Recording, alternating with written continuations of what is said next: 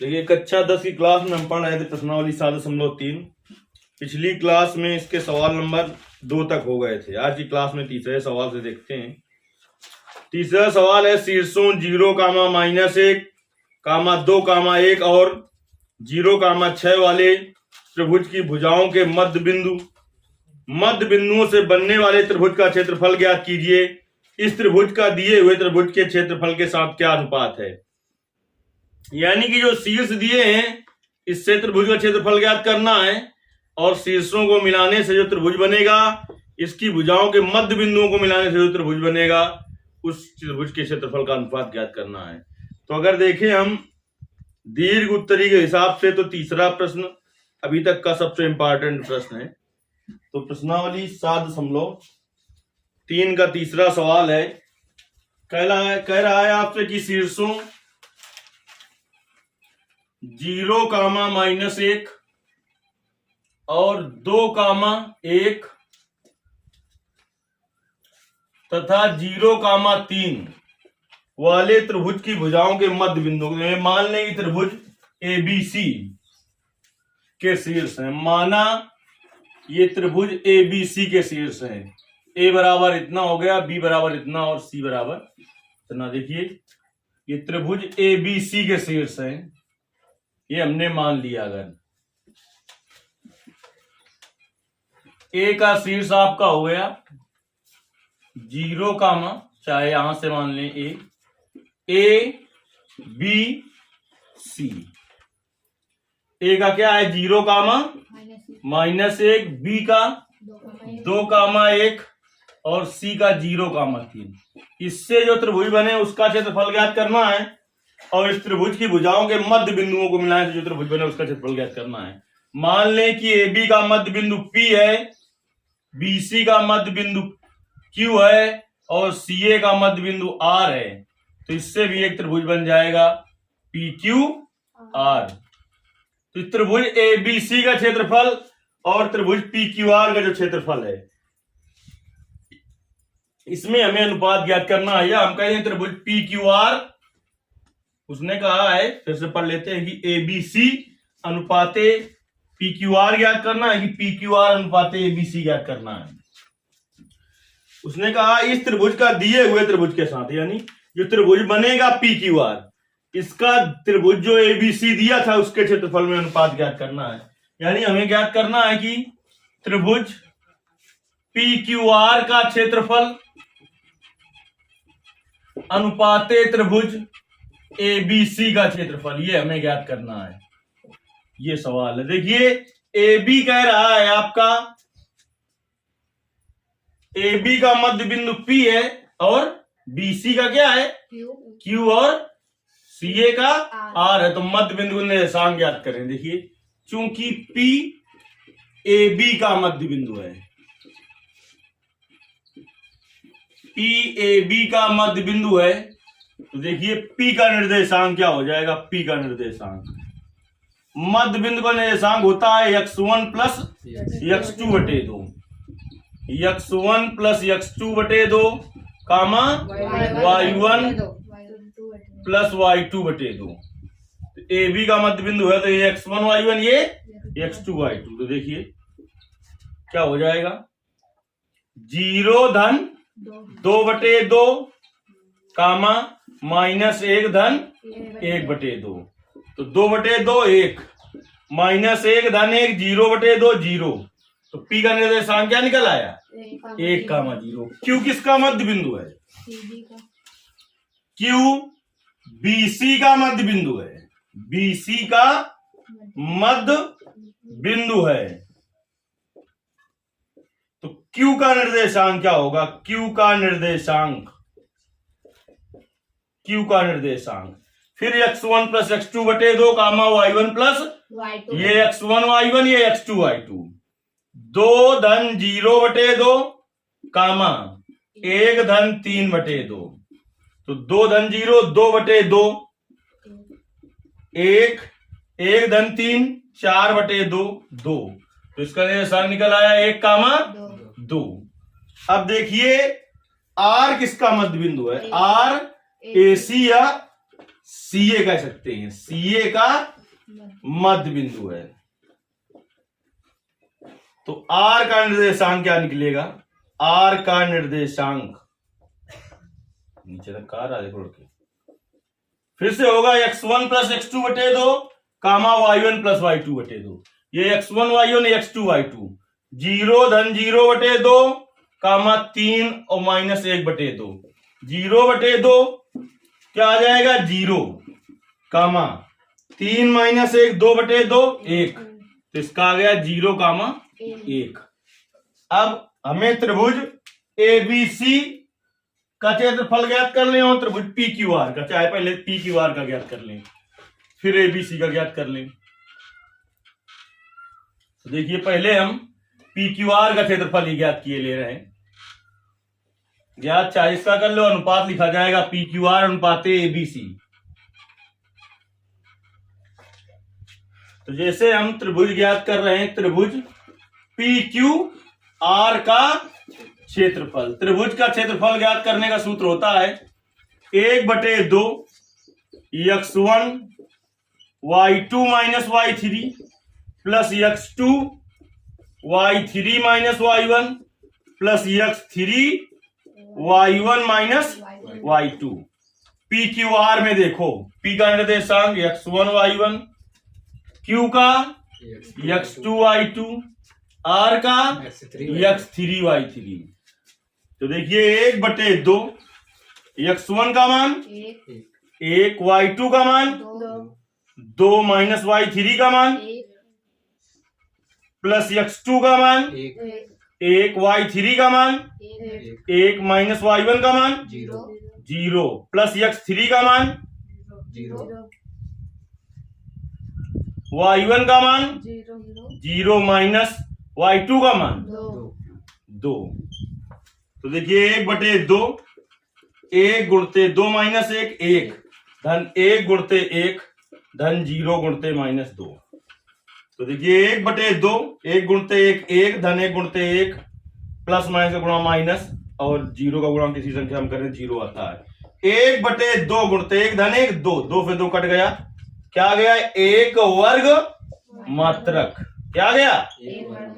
त्रिभुज PQR का क्षेत्रफल निकल आया 1 वर्ग मात्रक। अब देखिए हम निकालेंगे त्रिभुज ABC का क्षेत्रफल। किसका क्षेत्रफल? अब हम निकालेंगे त्रिभुज ABC का क्षेत्रफल।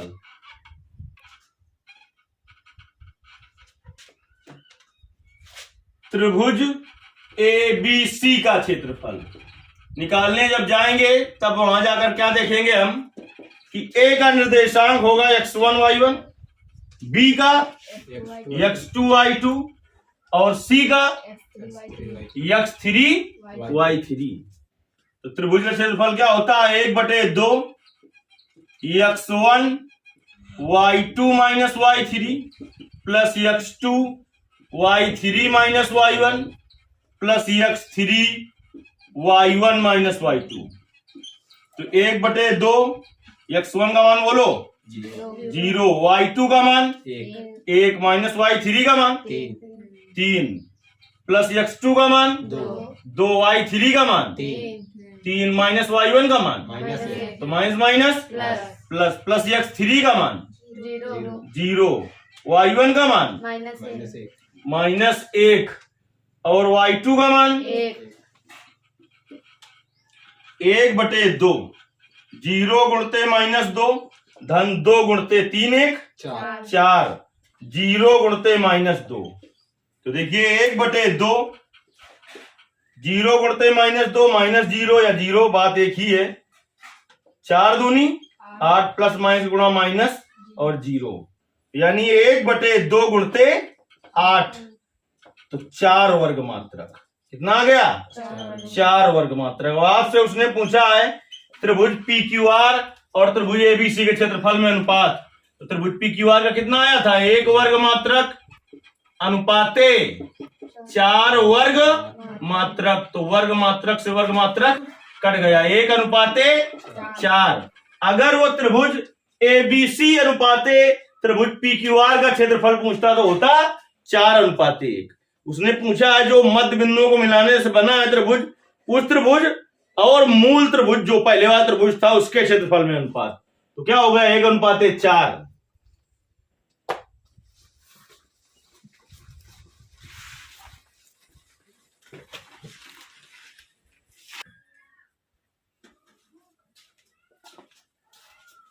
देखिए सवाल नंबर चौथा कह रहा है उस त्रिभुज का क्षेत्रफल ज्ञात कीजिए इसके शीर्ष इसी क्रम में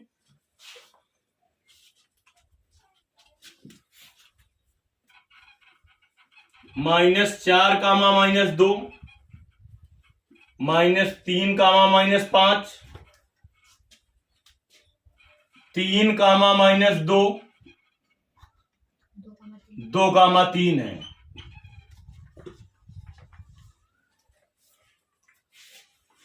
माना या चतुर्भुज ABCD के शीर्ष है। माना A बराबर, B बराबर, C बराबर, D बराबर।